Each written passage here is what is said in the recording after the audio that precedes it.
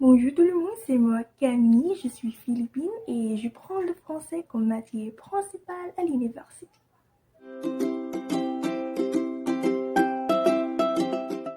In the last video, I shared with you some tips on how to practice speaking in the foreign language that you're learning. This time we'll talk about something I really love. Writing. But first, since my goal in this channel is to show you the actual process of learning a language, I would like to reiterate that my current French level is intermediate going advanced. And so when I speak in French, there might be some grammatical errors and there might be some expressions that doesn't sound so native. But then again, that's okay because we continue to learn and improve every day. So today I'd like to present to you an essay I've written about dreams and aspirations. As always, I will give writing tips afterwards, so be sure to watch till the end. En regardant la série coréenne She Was Pretty, il y a eu cette scène qui me fait réfléchir. When you're young, people often ask you what your dream is. But as you get older, less people ask you about your dreams. Et je crois que c'est vraiment le cas dans la vie, hein? Du coup, j'ai été inspirée de rédiger pendant ce moment-là et maintenant, je vais vous lire ma rédaction sur les rêves. C'est parti. Qu'est-il arrivé à vos rêves? Quand j'étais petite, je me souviens avoir dit que je voulais être médecin. Honnêtement, je ne sais pas pourquoi.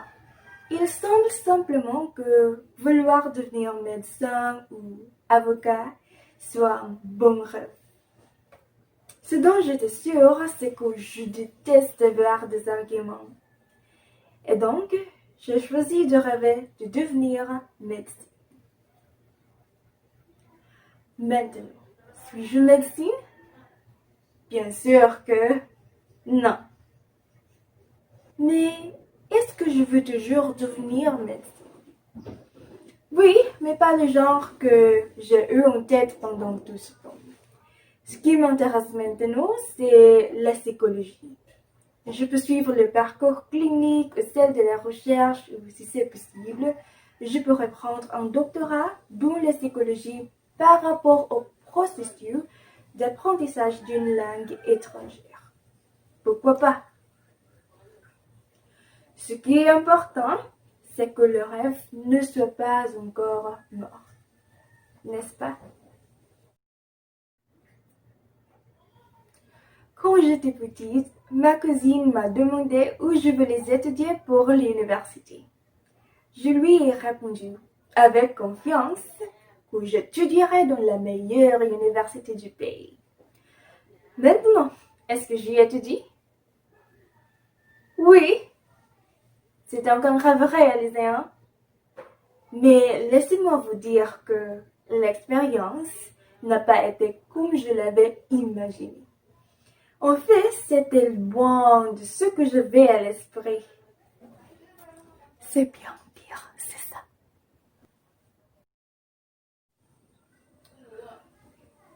Quand j'étais petite, un de nos enseignants nous a demandé la même question.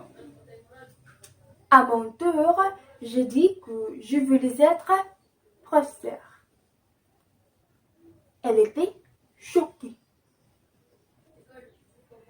Puis, il m'a donné quelques conseils.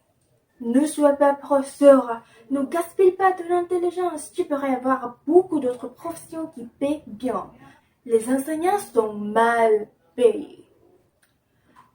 Maintenant, suis-je enseignante? Oui. Mais là encore, je n'étais pas le genre de professeur que j'avais à l'esprit. Mais ce qui est sûr, c'est que je l'aime encore plus. Alors, qu'est-ce que je fais exactement? Je donne des cours particuliers.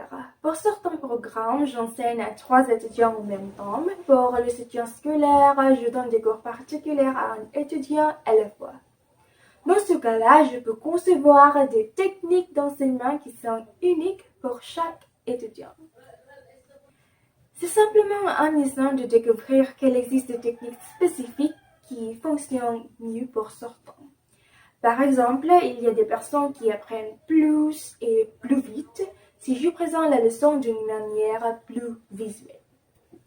Certains préfèrent faire les exercices. Il y a d'autres qui préfèrent une explication répétitive jusqu'à ce qu'ils puissent le faire eux-mêmes. Mais à part la joie en découvrant ces styles d'enseignement, ce qui me rend le plus heureuse, c'est de voir mes étudiants s'améliorer et réussir sur des sujets qui étaient difficiles pour eux auparavant. Vous voyez, peut-être que nos rêves sont différents de ceux de notre enfance. Peut-être que nous en avons déjà réalisé ou changé quelques-uns. Mais ce qui est important, c'est de continuer à rêver. Parce que les rêves ne sont pas seulement pour les enfants. C'est ce qui permet à une personne de continuer. Ne laissez pas les gens vous rabaisser à cause de ce que vous voulez dans la vie. En fin de compte, vous êtes la seule personne à savoir ce qui est vraiment arrivé à vos rêves. C'est à vous de décider si vous voulez écouter les autres ou votre propre cœur. Mais j'ai un souhait. J'espère que vous garderez vos rêves en vie. Voilà. Of course, I didn't wake up one day and suddenly realize that I have the capacity to write a French essay. So, here are the things that I did. I started writing a paragraph about whatever I want to write. For example, once when I was sitting in a cafe, I suddenly remember how grateful I am for having this friend in my life. And so, I wrote a mini letter in French. Of course, I didn't give it, he wouldn't understand it anyway, and so it's resting in my journal up to this day.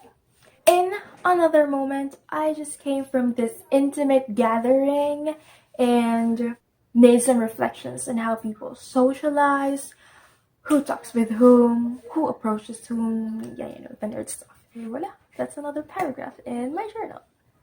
That time, of course, I couldn't write essays yet in French. I couldn't even fully express myself in the language, so I just tried using sentence structures and vocabularies that are familiar to me.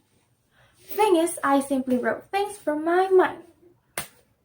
I even only use the dictionary when I have no idea at all how to say a word in French. But before doing that, I make sure I've exhausted all of the expressions that I could think of in order to say what I wanted to say. So you see, it only started with paragraphs which turned into full essays later on. I think one important thing to note is that we should write about something that we're really interested in. Don't force yourself to write just because you have to practice.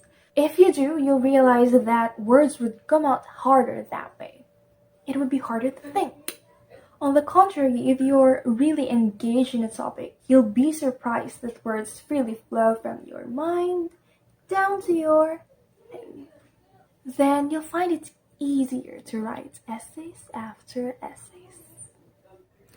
Voilà, c'est tout. Si vous voulez voir plus de vidéos comme cela, veuillez abonnez-vous et cliquez sur la cloche de notification.